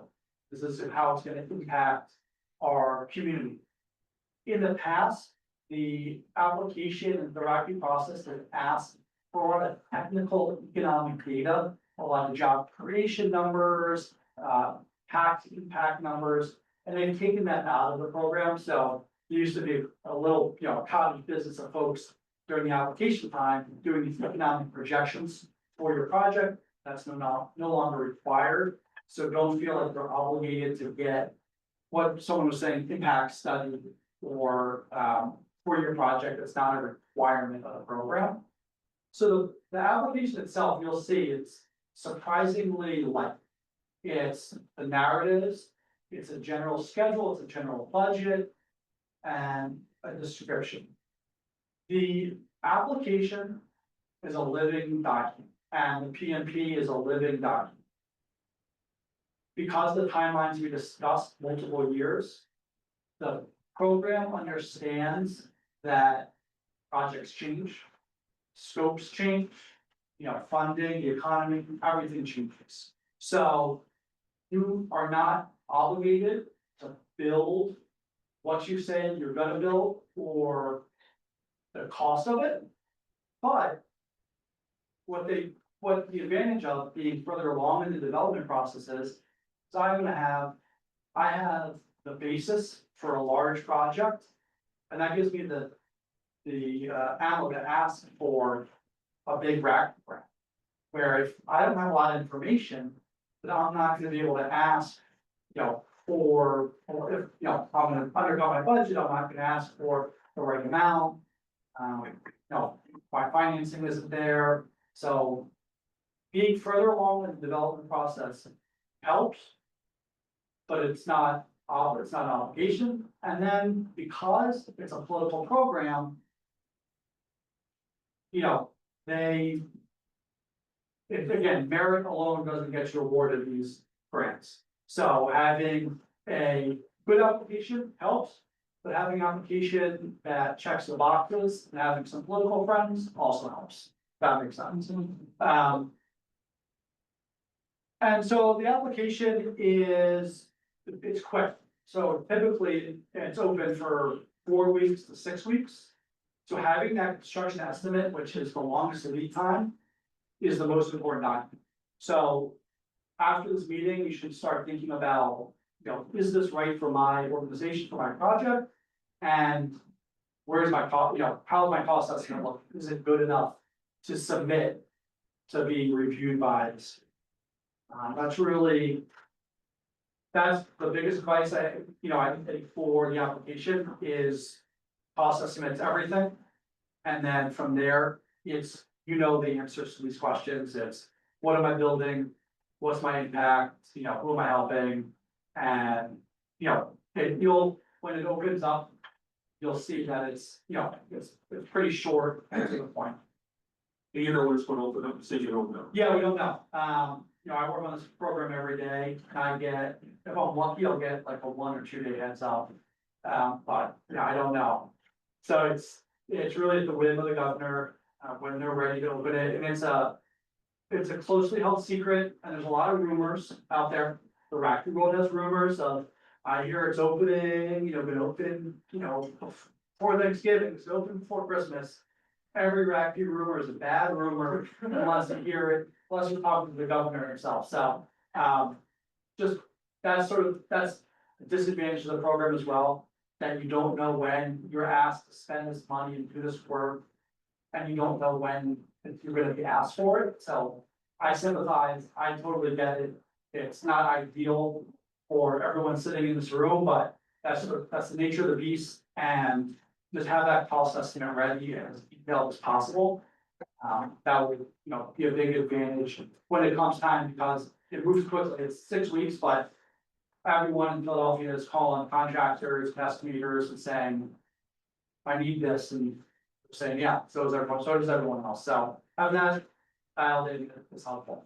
Any other questions about the application? I know it's not very detailed, kind of these bullet points of what's passed in the application, but you'll see it's really not, it's not an intensive application. And site control, I should add, site control is not required for the application, they'll ask you about it, but it's not a requirement, so if you don't have control of the site, but you're thinking about doing it, or in the process of acquisition, you should still apply. It's not a requirement, it's asked, but it's one of those things where if you don't obtain the site and somehow are awarded the grant, you may have an opportunity to move the grant, or it may be rescinded, so There's something that they take into account for there. In the slide, this one, 100% housing is not. Correct. To that. Is there, because a mixed use project, is there a percentage by which it's considered a housing project, like if you have 5%. Commercial. Yeah, so what they'll look for is, commercial condos, so the commercial space can, if it's condoed out, that's a little easier. Or if it's on a separate contract, the commercial space, we always make it work, there's no rule that, that, X% can be commercial, but they're not gonna put the money towards the residential units, especially market rate. So there's site work, for a building like that, there's site work, there's infrastructure, there's a lot of categories that could work. But the housing section is not gonna be eligible. You said housing section level else, I'm not sure. So if it's market rate, Oh, okay. Oh, Okay. Yeah, this was a conversation, but if you have time, can you talk about LSA versus RACP? Because Yeah. there's some difference in the view of administer that too. Yeah, I do. So LSA is another grant program, it's called the local share account. There's two versions of it, one is a statewide program, it's called the statewide LSA. It's $1 million, up to $1 million grant with no matching.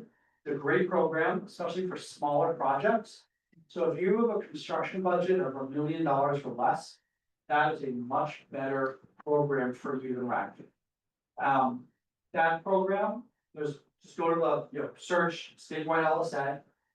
There's up to $1 million grant, no match, can be used for construction, acquisition, equipment purchases, if your organization needs vehicles, if your organization needs computers, things like that. And it is on a schedule, so the application's open in September, October, and they get awarded in September, October. So it's a really great program. Same prevailing wage applies. US Steel does not apply. We administer that program as well. Since you're on these emails, signing up, they'll send you the same notification that the statewide LSA is open. So again, construction, acquisition, yeah, And the city LSA can use this a match for RACP. yeah, that's a great question. So the statewide LSA is another state funds cannot be used on your RACP project. It can be used, we can separate it, like we were saying, your RACP scope is, I'm doing this with a project right now. The RACP scope is the core and shell of the building. And the fit out is LSA. That's a perfect thing, because a lot of the things LSA will pay for, like the fit out. Some of the FF&E, some of the technology can be paid for with LSA, RACP would not pay for that. Then there's a second LSA program, it's called the Philadelphia Local Share Account, Philadelphia LSA. That's up to $500,000. It's, the uses of those funds are a little more strict. It's mostly to construction and to, yeah, I think in generally it's construction. And then, sorry, the one thing I failed to mention about the statewide LSA that's very important for this room is 10% of your grant amount can be used on architect and engineering houses. So that's a great way to pay for your, those fees that RACP will cover, and that's allowable. So if you use your A&E costs on a statewide grant, and you just do construction on RACP, that's totally allowed. You just can't, you get credit for that grant on the RACP grant, if that makes sense. The city LSA, the Philadelphia LSA, up to $500,000, mostly construction. We do not administer that program. That program is directly for nonprofits, or both of these programs are nonprofits only. They're nonprofits and the statewide runs like RACP, where it comes through our office. The Philadelphia version, directly between you and DCD. It's nonprofits only. And to answer your question, no, it cannot be used as match, it's still other state funding, even though it says Philadelphia on it, that's just the source of the funding, is from the Philadelphia. So LSA, another great program, we can talk about that. Come to me if you have a smaller program, a smaller project, I would definitely steer you in that one. You say small, what amounts? A million, a maximum of $1 million construction. I just wanted to backtrack for a Yeah. second, so with the failed projects, and I'm only asking. Yeah. Because I'm in Pennsylvania, I was asked to join in on a project that failed. And I was just curious to find out, does the PIDC have the authority to entertain someone taking over that project, even if there is, let's say, a 50% match? Let's say if a bank matched the funding, does the PIDC have the control to say, we want this person upon submittal of the documents to take over the project? No, we do not have that control. All those decisions would be made in Harrisburg. In Harrisburg, okay. Can I ask you 3 questions? First is, as far, is this the correct way of looking at it? Like, you get 50% state, match. So by applying for this, RACP grant, you get a 50%, but your construction costs increase 30%. So really, the savings you get is really 20%, and then out of that, you take 1%, and then you gotta pay the RACP consultant, which is, I assume, another percent. Like, is this the way to look? Yeah, that's. So really, it's just, you're getting 18% savings, Well, if you can use tools like land match to maximize the RACP dollar, where you take out that other 50% match, so then you're at 100% RACP value. But yeah, so your train of thought is exactly correct. And RACP is an expensive grant to administer, and it costs more money, way more money to do a RACP project than a non-RACP project. So it should be factored into your project budgets.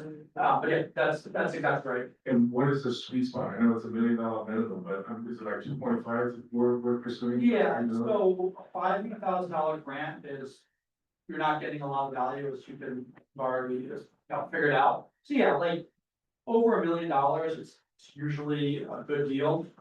But smaller grants, it's definitely can be more onerous than optimal.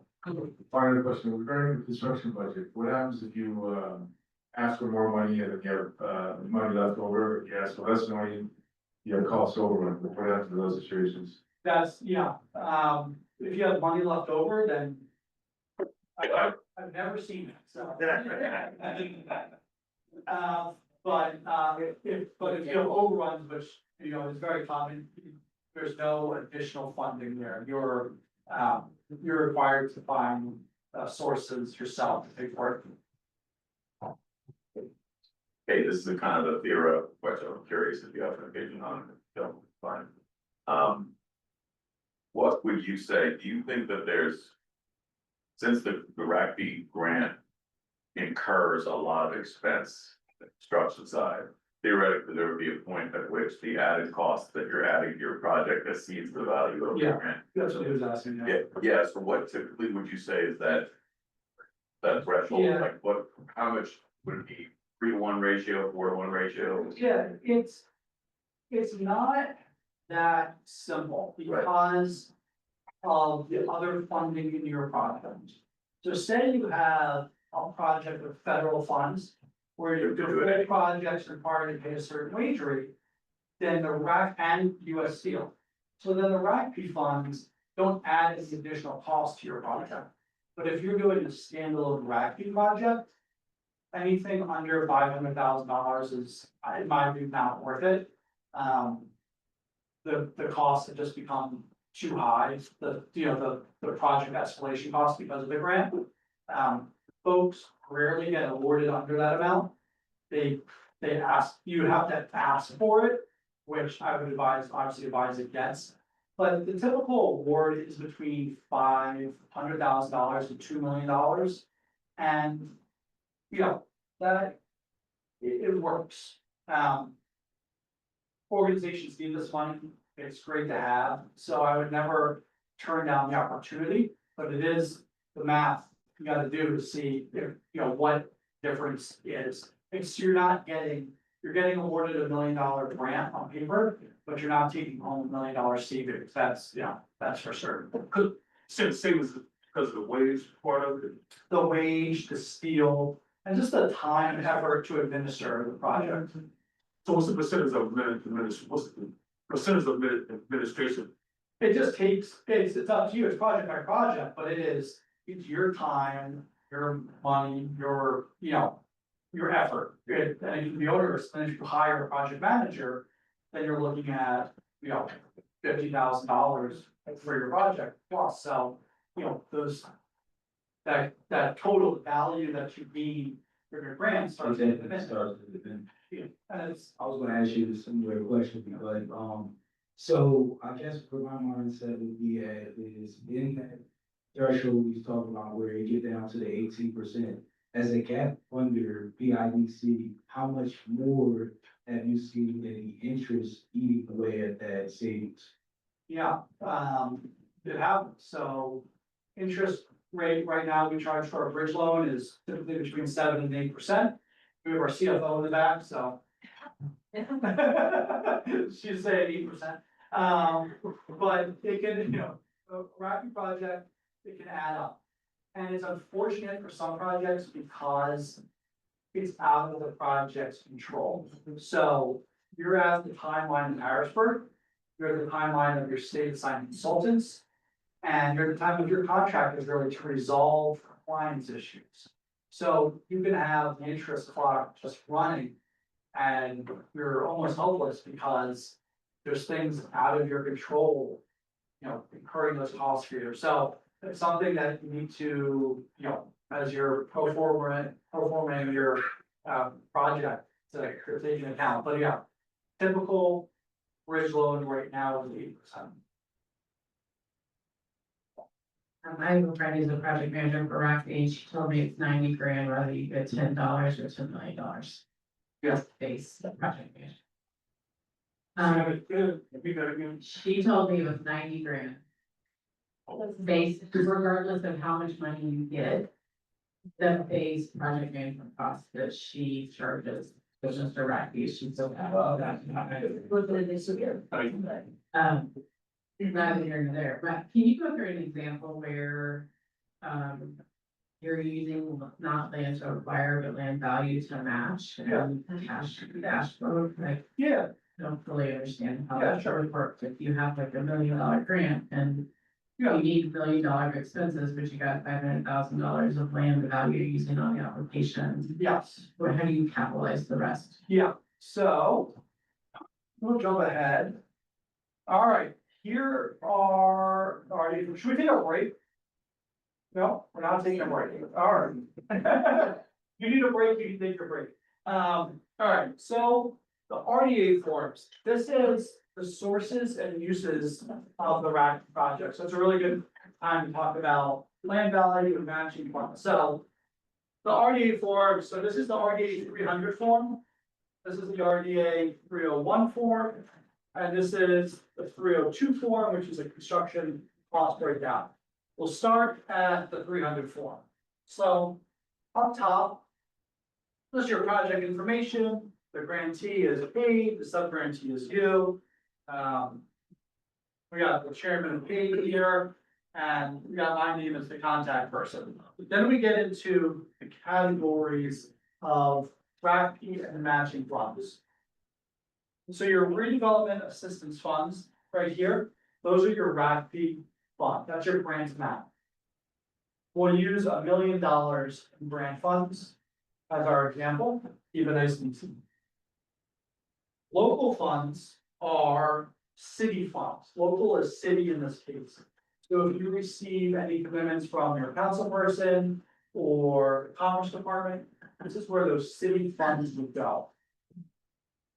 Private funds are funds that your organization has raised, has, or is financed. So private funds are cash on hand, private financing, donations, things like that. Those are the bucket of private funds. Land is land value. Federal funds, some of the federal HUD grants we were talking about, or HUD loans we were talking about earlier. That's where the federal funds come in. And the other category, we like to stay away from the other, but that's where your other state funds would come in. It would have two lines, it would show $1 million or however much your state grant is coming in. And then on the next line, it would show your state grant going out as negative. So that's the other category. I will just go through the 301 before we go back to talking about land value. And so the 301 is all of your allowable costs. Everyone gets excited when they see this form, they think they check off every box, every line item, we got it all. That's the opposite of what should be happening. You really want the most of your funding to be on that construction. So this column is your RACP reimbursement column, and this column is your match column. So the RACP reimbursement right here, the RACP amount, the $1 million, the RACP would sit.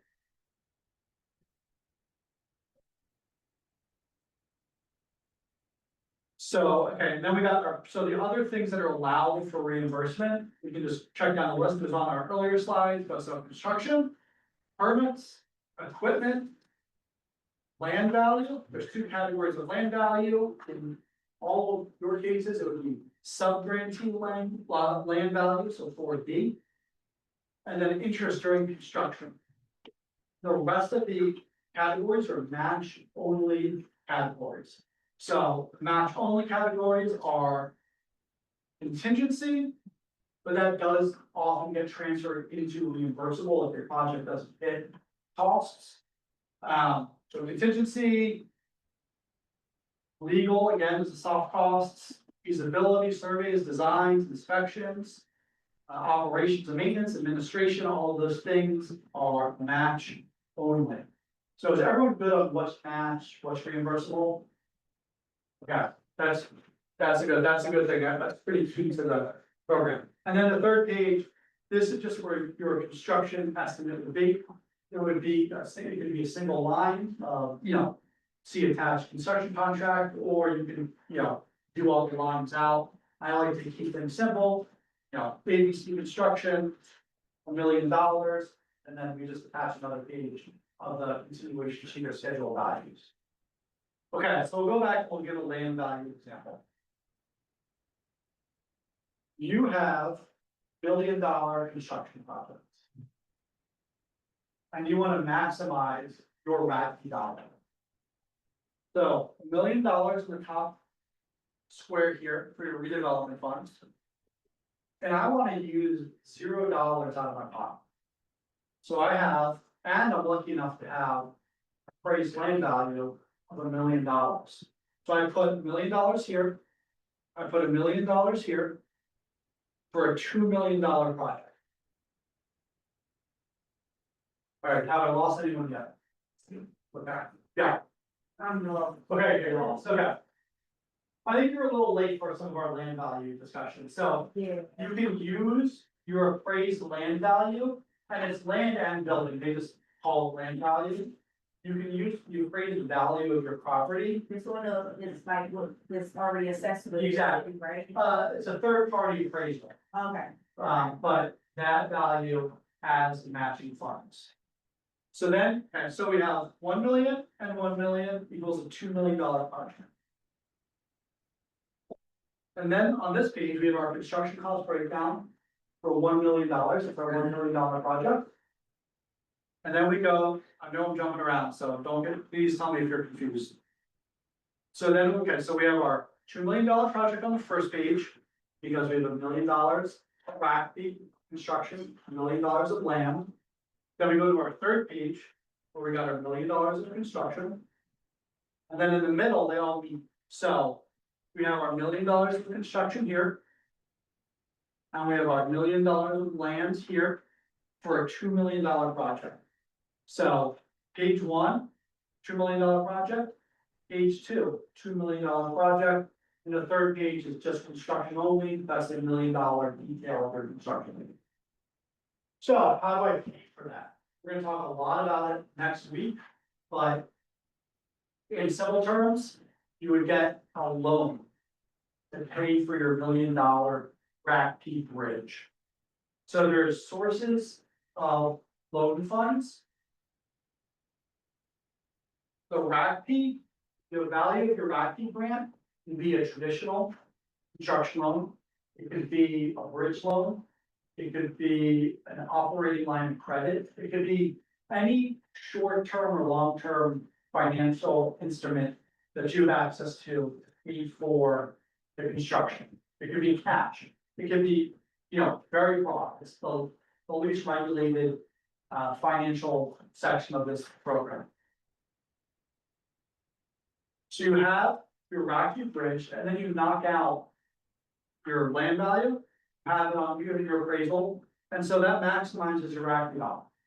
You have no other obligation to spend matching funds on the program. You maximize your $1 million construction fund. But there's administrative policies that require money to do, so like project management. So yeah, so the I project, guess, like, is there a rule of thumb in this kind of strategy? We need 1% for PIDC. Yeah. Your loan interest can be baked in. Yeah. Right, so that's a covered cost. Yeah, but it's not Your just- soft cost cannot, so. yeah, but this is why the loan interest doesn't usually work for RACP, because you have your $1 million of construction. Your loan interest then is over, then you're paying out of pocket anyway. You're not getting reimbursed on it, you're paying it out of pocket. If you have $1 million of construction and $1 million grant and $1 million land value. So that's your $2 million project. $1 million RACP, $1 million RACP goes to construction, $1 million to land value. So the 1 and 1 equals the $2 million project. Then when you start adding categories, especially some of them, you're trying to add a reimbursable category, but there's no more money to reimburse because you're paying full $1 million you spent on construction. There's no more money to get reimbursed. That's why it's very difficult to use interest during construction or these other categories like equipment or acquisition. It just doesn't, they're always gonna go construction first, and your interest then you're paying out of pocket. So you need, like, from a cash flow, best case scenario, you need to cash flow any of the soft cost matching categories. If you're gonna use land value as your exact construction match. Yeah, it's not cash flow, it's you need to pay for. You need to pay for You it. need to pay for them, yeah, Right, Yeah. that's the cash you need for the project. exactly. So that's the over, that X amount over your construction budget or your RACP Right. budget. So even if you're lucky enough and smart enough to be the PM and whatever, minimum you need the 1%. Yeah. For PADC. And that's it. Like if you can self-administer your grant. Yeah. Correct. Yeah, there's no obligation to hire a project manager, it's recommended, especially for larger projects. Like I said, yeah, there's no requirement to spend that. Or, the highest one. All right, let's go back this first page, and we'll talk about other examples of matching fund, the kind of sources of matching funds. And next week, we're gonna have an hour on financing and bridge loans and have Ricky who's sitting in the back here. He's going to waiver. Where he's gonna talk about, Ricky's on our finance team, he's gonna talk about bridging your RACP loan and capitalizing your project. That's Steve there, so sorry. Yes, Cause basically you don't get the funds to reimburse, we gotta pay for everything out of pocket. before. Yes. Is there a possibility that it might not occur again this year? And when was the last time that it did? I just wanted to temper expectations. Oh, yeah, so the last time an application was due was. On itself, I think it was January 24. The period opened late December, it was open for like 2 or 3 weeks, it was a really short one. And closed the first week of January. So January 24 was a year and a half ago now. And that's the last time applications were accepted. There was, again, a bad rumor, a strong rumor that there was gonna be RACP this spring. It's come and gone. there's, some budget negotiations in Harrisburg going on. Folks typically gauge, or forecast that practically will be used as a negotiating tool in those budget negotiations. So hopefully, something will happen this year. There's no guarantee, I have no knowledge of it. And again, it really puts to his disadvantage, I understand. It's not helpful, that's, if not the biggest knock of the program, it's one of them, that you don't need to award it, but to expect people to spend money to get an application ready when they don't know what's coming, it's just unfair. And so the short answer to your question is, I have no idea. Hopefully this year, I would be surprised. This governor came into office pretty pro RACP, and we thought that it was gonna be, a good RACP push, but it hasn't been that yet. So how do we proceed, get started on the project, and you guys, put it in and say, come back and help them out later? So that's at the beginning of that. How do we proceed then? We don't wanna wait. So you go on your normal development timeline. That's what I'll say from this first discussion all the way through the finish year construction. RACP is, we just said, it's not dependable, it's not on schedule, so you go about your normal development process. It's a leap of faith, or it's not feasible at times when you're trying to raise grant money for a project that you don't know when you're gonna be able to apply for. So there's some nuance there, there's some, I don't even know how to describe it, that it's problematic, so. Projects either they get ready, they go through pre-development and then they get ready. Kind of pause and wait for RACP to get awarded. Or they're lucky enough to have other financing sources to be able to go, and RACP is nice to have, and they switch out some, some other sources of funds, but. I totally hear you, it is not dependable, but when you get a $2 million grant, it's a very nice thing. At the end of the day, this money does go to a lot of projects, and when you apply, I can't say you have a high. Chance of receiving funds, but good projects do get awarded, it's real projects, the smallest of small do get awarded. So like, don't be, there's a lot of like no's and uncertainties here, but don't be dissuaded. Now, this may be a silly question, but, when you do finally get reimbursed, how does that affect taxes? It depends on your entity type. I am not a tax attorney, so I do not know the exact impact, but grant funds are typically income. Usually counted as income, so it's something to account for, but talk to a tax attorney before, or an accountant before, think about those things. But theoretically, you have to say that the cost that discounts the. Yes. So let me ask you a quick. Question is, you can have a project completed. Something, and then you get your fund based. Correct. You completed it, that whatever you did, then you get $2 million for it. Exactly. And technically you get reimbursed for your land, so that is what matching fund too. Exactly. You don't get reimbursed for, you're reimbursed for construction. But it has to fall within the window of, wasn't there some kind of window that it had, the project had to fall within? Like a 6-year window. Oh, Yeah, you're fine. Like that, the timelines are, because the project starts, like the award period is so inconsistent, they understand. So I think that's it for today. Thanks everyone for coming. Next one. Next week, we're gonna have Ricky on. And Camille, who are standing in the back there. They are, lenders, underwriters with PIDC. They're gonna talk a while about bridging and financing your project. Then we're gonna have Christy McCauley from Dan Bosey Associates, who's a project manager. She, at any time, can active RACP projects that she manages clients, and is really one of the best in guiding projects through, so she'll tell you all the stories and, you know, all the examples of what can happen. So, and then please reach out to me, I think all of you have my contact information with questions, things come up, every project's different, happy to help.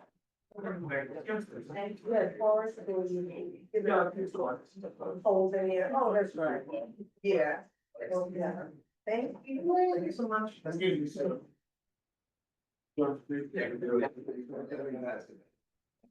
Good, yeah, go ahead and listen. I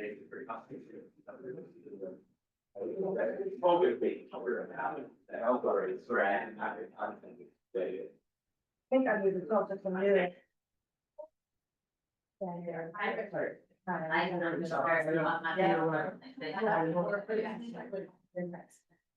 I think there's, project, I think that's what it's said. Yeah. It might be What's the- better what's the for- context? Yeah.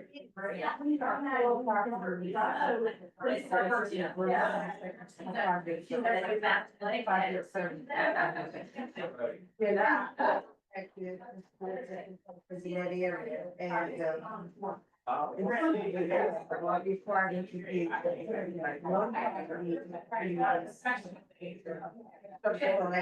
In the city of Martin. But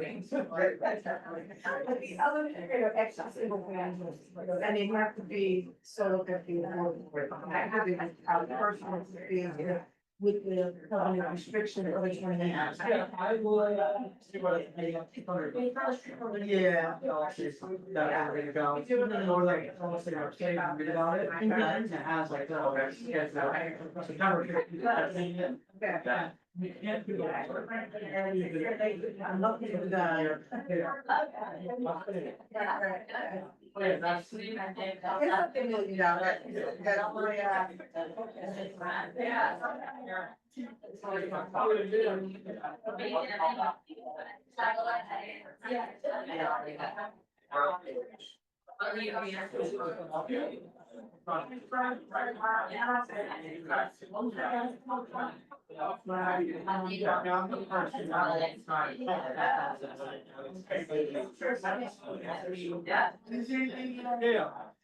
That's why they're talking to.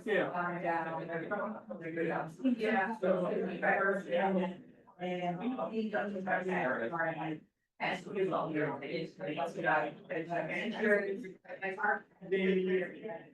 I will say, what I want to hear is sort of like, what happened, I'll know the project, I'll know what happened. And then, but there's certain, what's the word? It's such a feedback, it's like. And then you guys say, you know, large support from, you know, the local Sunday, I don't know, district, you know, project, there's support that we do. That kind of stuff. Okay.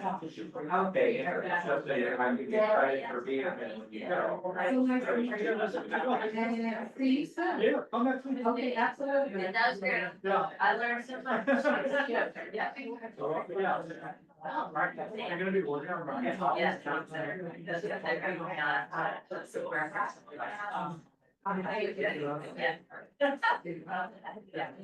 It's like, a lot. It's just like rare. Before I get out. And, you know, Thank you. Yeah.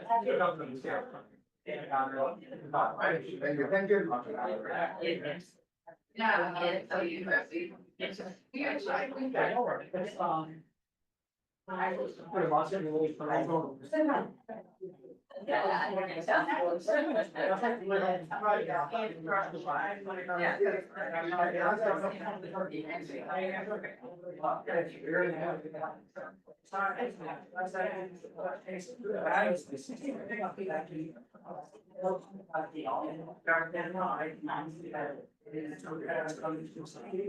Yes, but I mostly right, but I do. Great job, you. Thank you.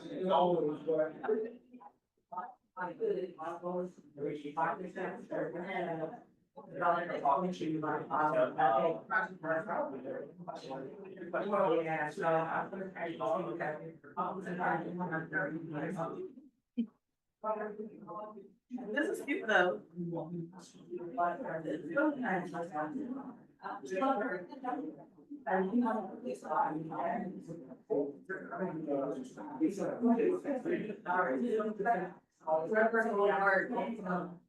I'm just trying to figure out what they wanna do first. Right, because it's there. I was looking for my headphones. Yeah, so like that, that's what's not. That's mine, but I have to have it. Yeah, sure. So that is participating in that. And then it was, you guys gonna see. Farm. Yes. So I may already know. Yes.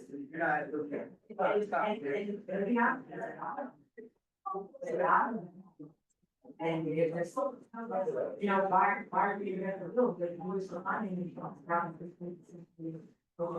Well, you know what? Let me get Tasha one of these. She would love those. With the pen. Oh, God, she about to.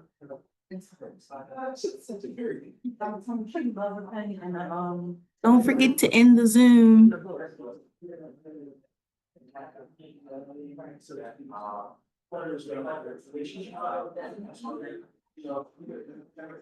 Not today, if I don't. Next time. Yeah, I think we'll this is.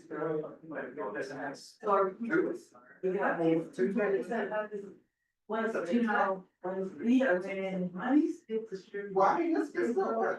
That's all I would say. Don't happen, yeah, that's why I agree with it's like. I'm sure.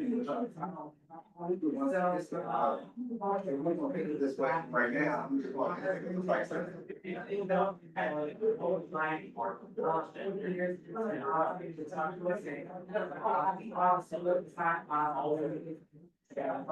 Any support that any, so anybody needs to do it. I have no. Not first. So we're looking. It's not a bad idea.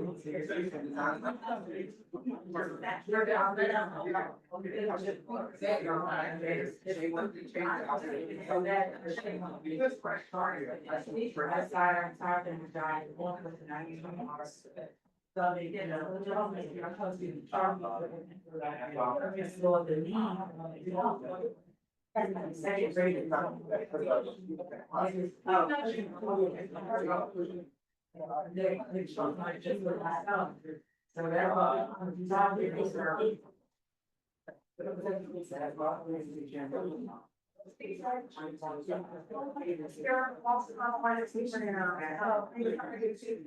So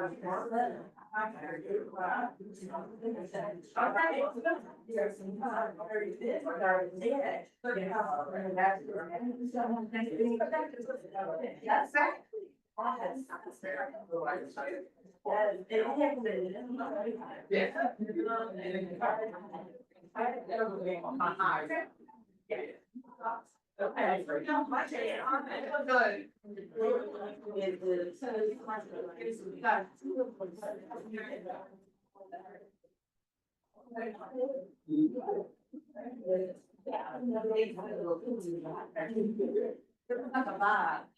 Very cute, yeah. Very hot. It's true. That looks like something. Yes. Yeah.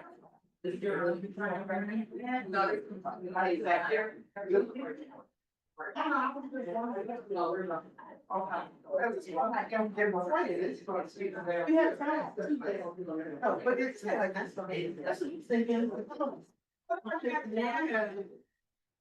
So we have to listen to it. It was.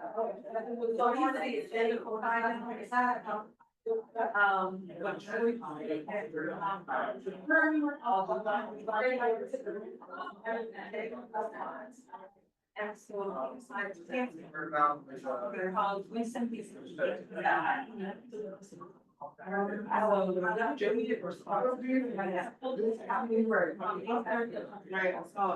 And so, Barry was from computer. That's who did the national domain. Yeah. So we didn't write the creation. We had that. And